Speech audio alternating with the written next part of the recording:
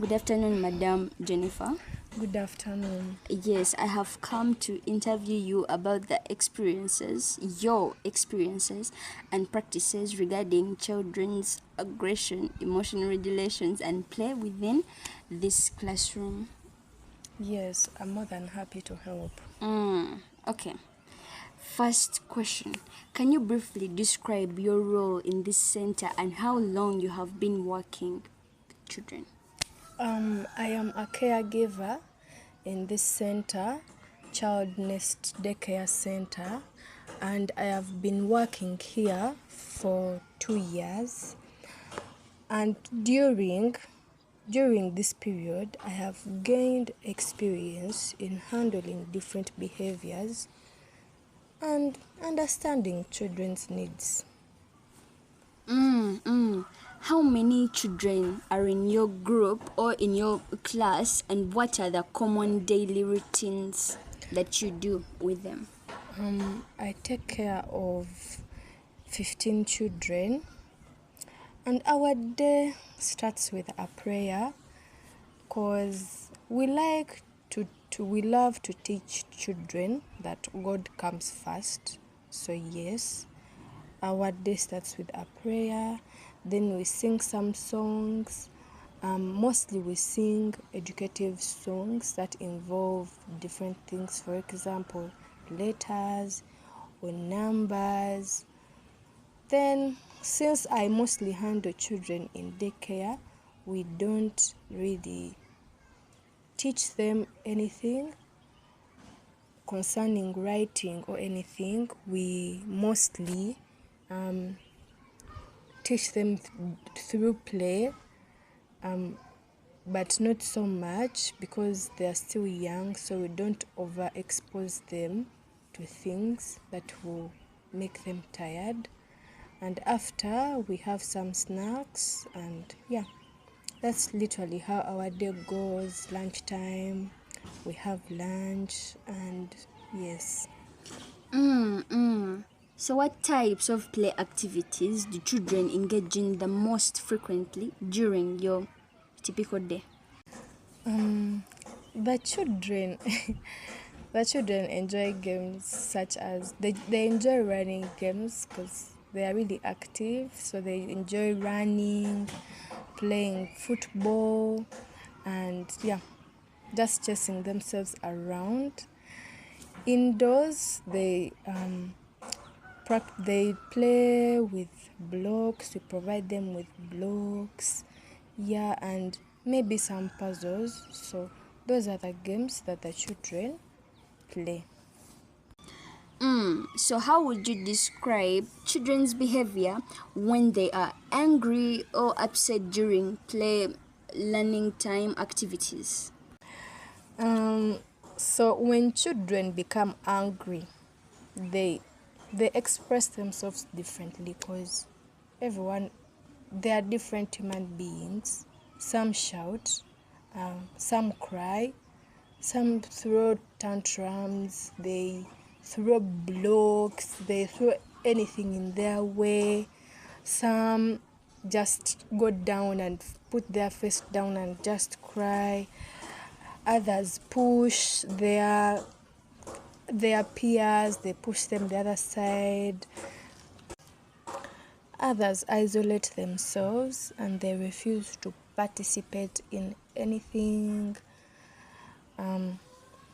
And sometimes some children use harsh words because they struggle to communicate their own feelings. So far, that's how some children express their anger. For the time being, I have been here taking care of these children.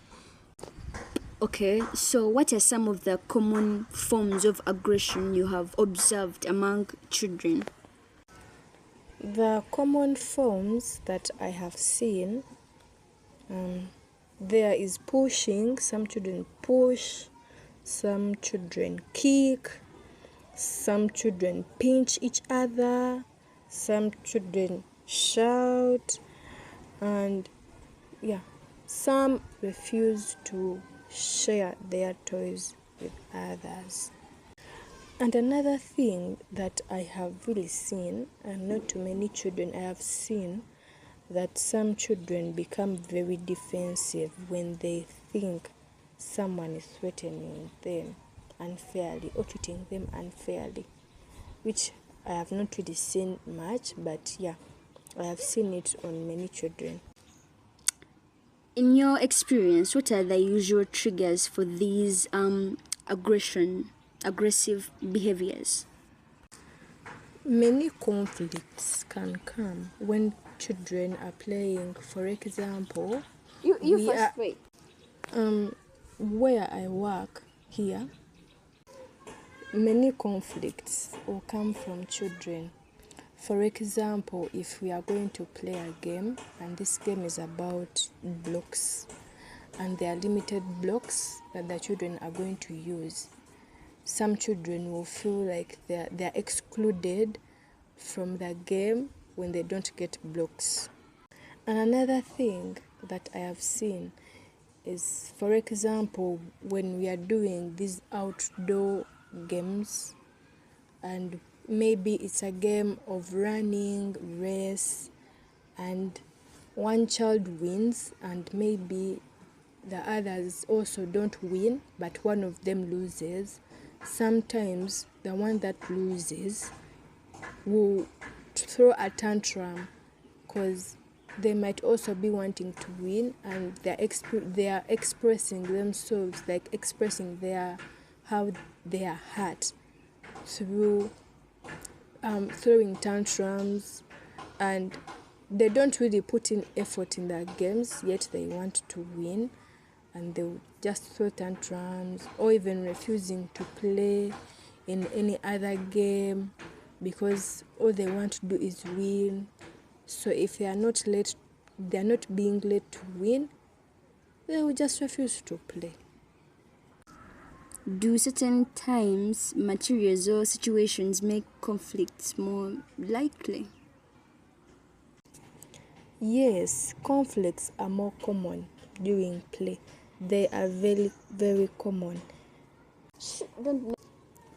And how play can be a cause of this aggression, because you can find that there's some children want to play with the same toy, and most of them haven't learned that we can share, so they just break into a fight, something like that.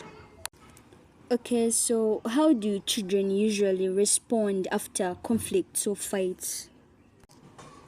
Some children calm down quickly. They calm down quickly and they apologize with guidance. And some others who have a high level of anger can continue feeling upset and may struggle to settle down.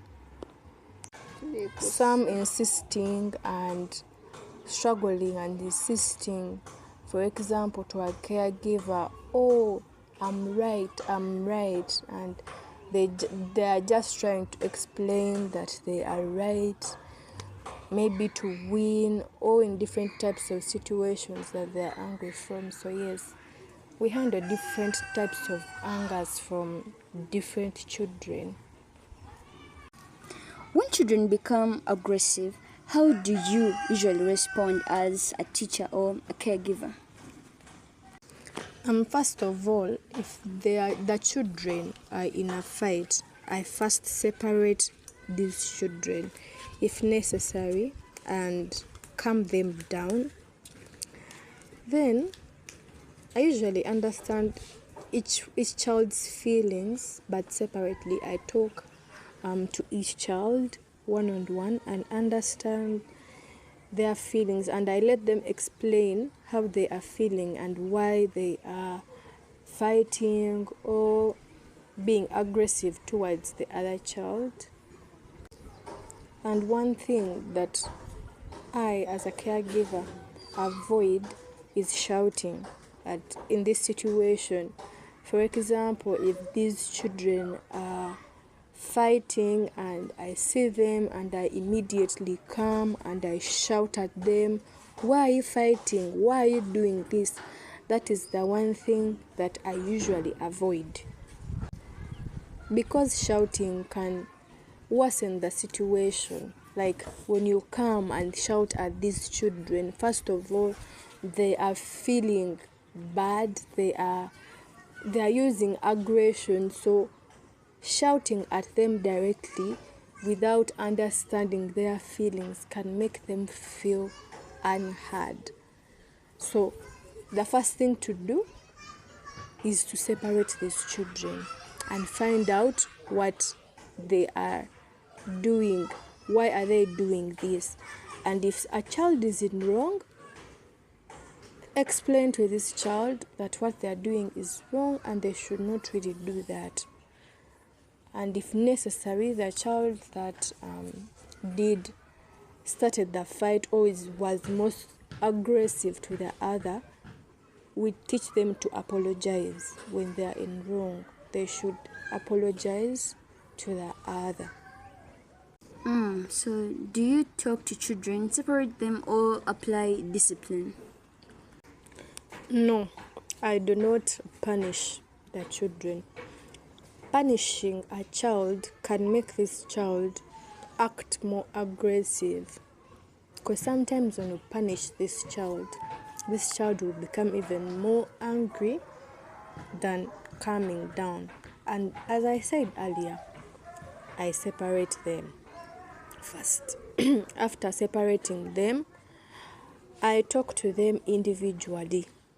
I first talk to the one who was most aggressive to the other and finding out why they were aggressive to the other child, and ensuring that they know that what they did was wrong.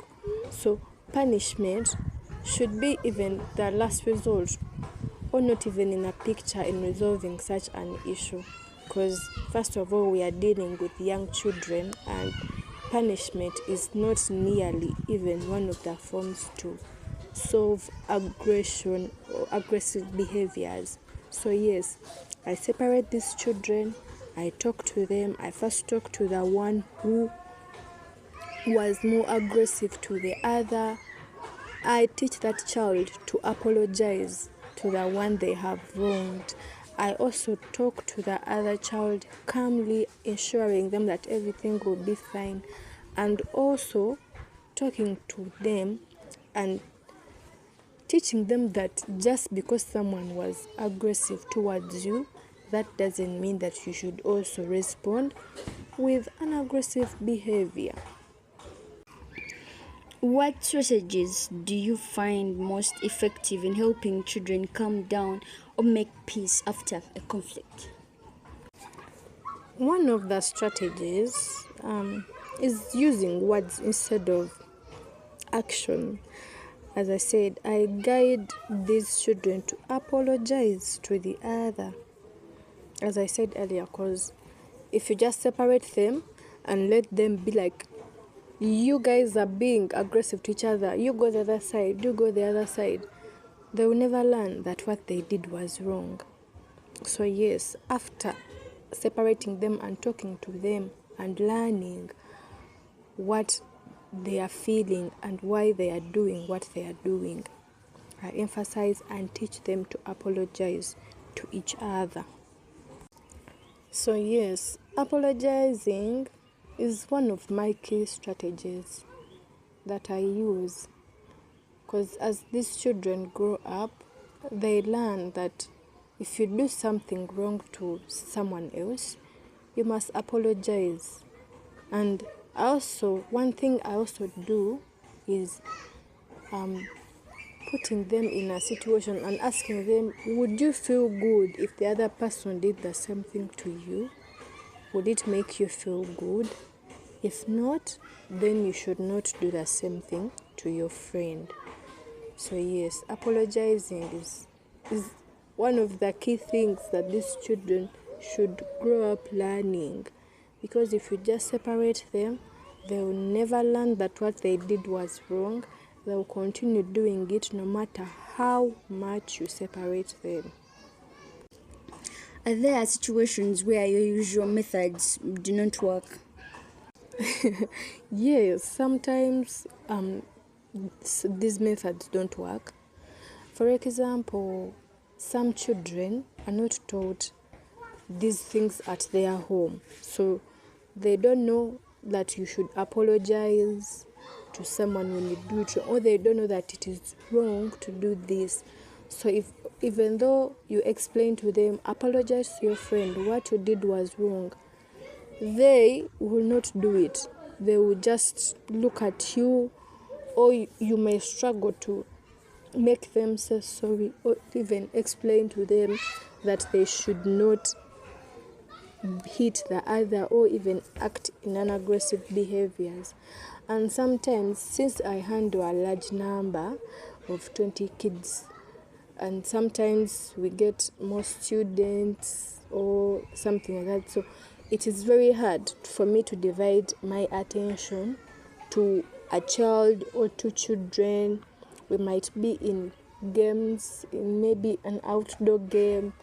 These ones are running, these ones are maybe hiding, and by the time you shift your attention to the ones that are fighting over blocks, the others are also having something else or a problem. So that's also a challenge of a big number.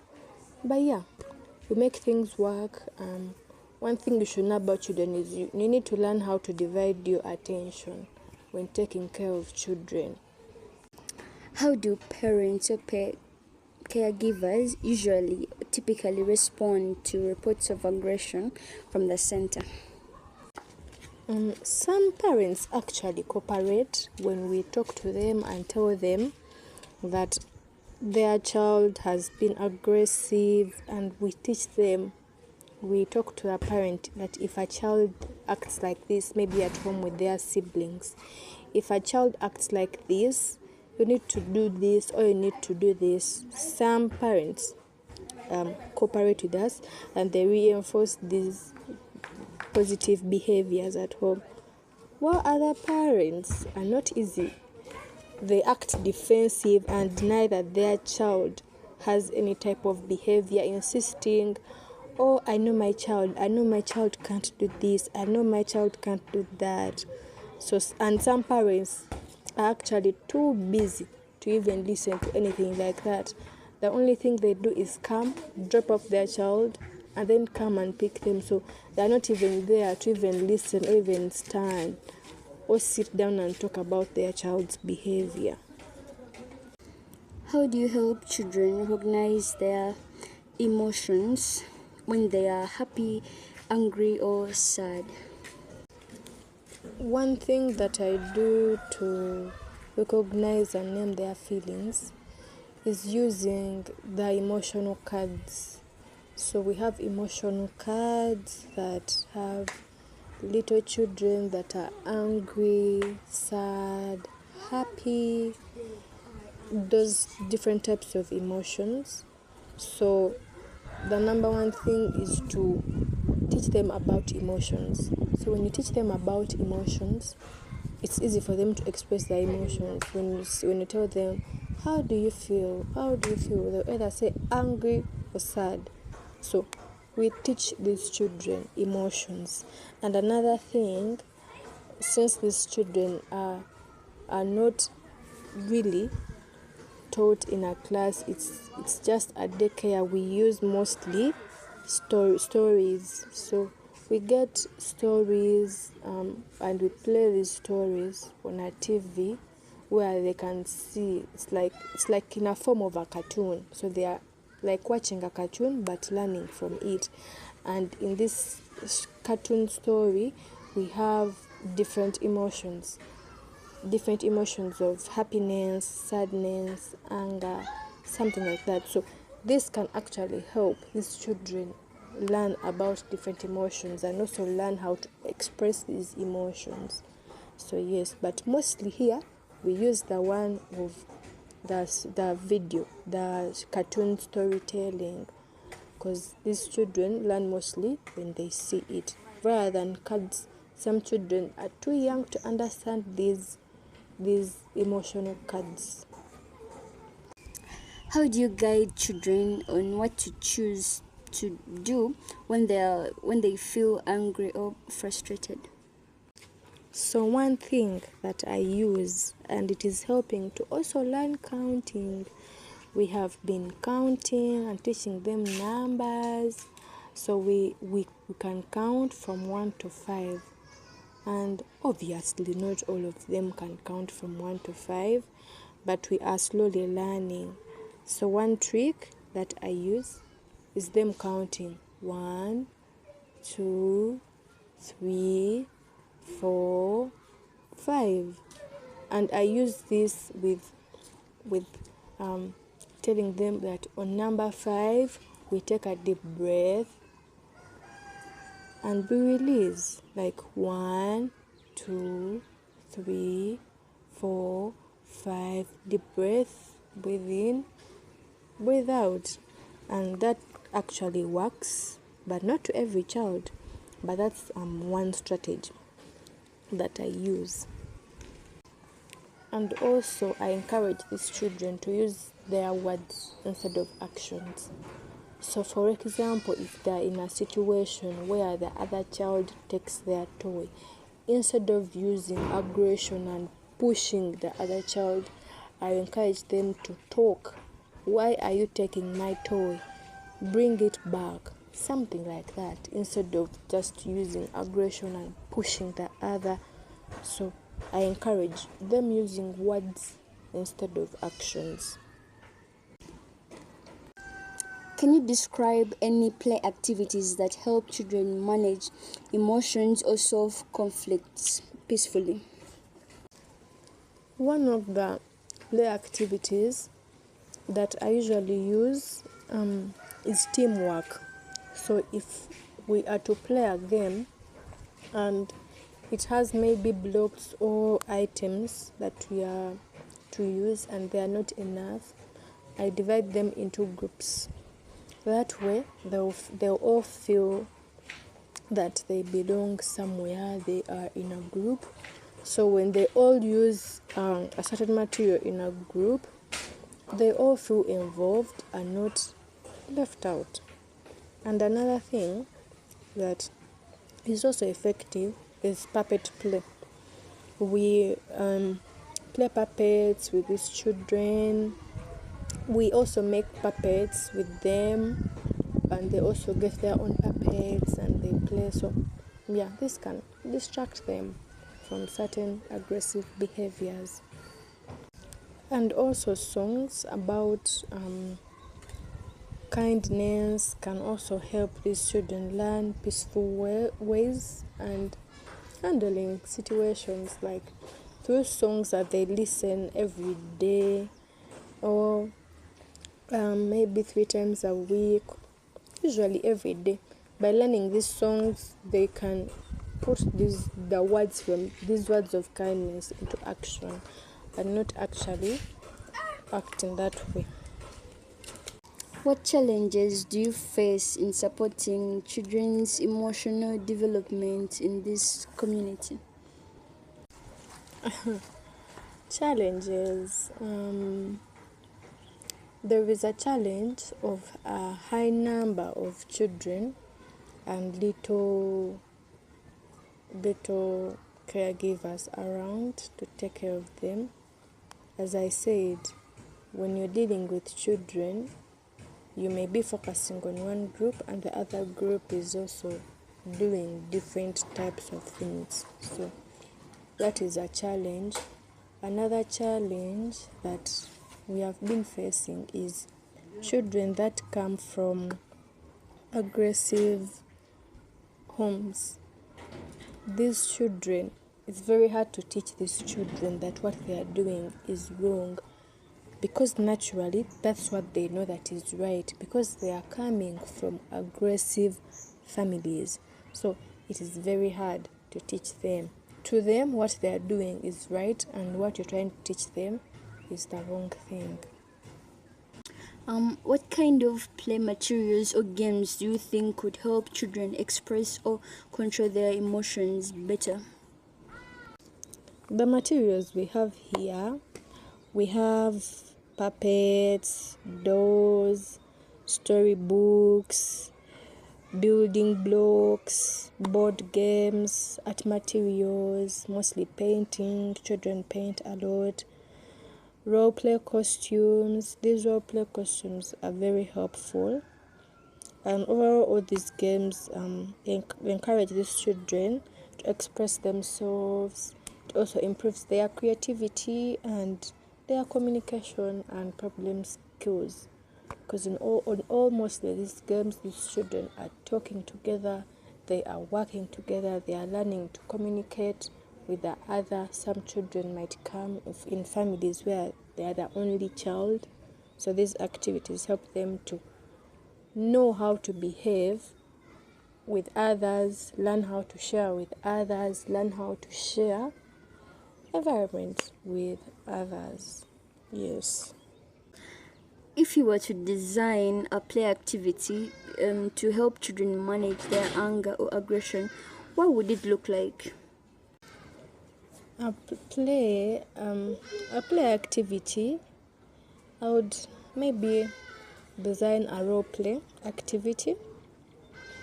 Maybe call it a certain name, for example, maybe peace builders or something like that. Children can act common conflicts such as sharing, waiting for turns, playing together, practicing using kind words or listening to each other. Play including children to learn how to apologize and also finding peaceful solutions, something like that. A role play that can combine all these things together into one. How can caregivers work to make sure that children's play safer and more emotionally supportive? As caregivers and the parents of these children, we need to communicate regularly about certain children's behaviors. For example, the child came to the center without knowing how to share, but we need to teach the child that it is good to share, you should share. So communicating with the parents, we are teaching this child to share and also communicating to the parents. Has she learned how to share at home? And the parents also giving us feedback that yes, she now shares at home with her siblings or with friends at home or something like that. Overall, parents and caregivers should be communicating regularly on children's behavior, both behaviors at home and here at the center. What kind of training, resources, or support would help you to handle aggressive behavior more effectively? Maybe training in conflict solution, emotional development would be useful, and also more play materials to avoid conflicts among materials. Yes, and add also additional stuff, because you might find like me, I am one on 20 kids, though I have help with others. I am the main staff at this center, so I mainly have others, for example, people who teach these children how to use the latrine and some other stuff like that. So more staff is also needed. Is there anything else you would like to share about your experience with your children's emotions, play, or behavior that we did not discuss? Yeah, One of the behaviors that I have seen in these children is lack of patience. So these children need to have patience guidance. Most children lack patience. They might not aggressively express that they lack patience, but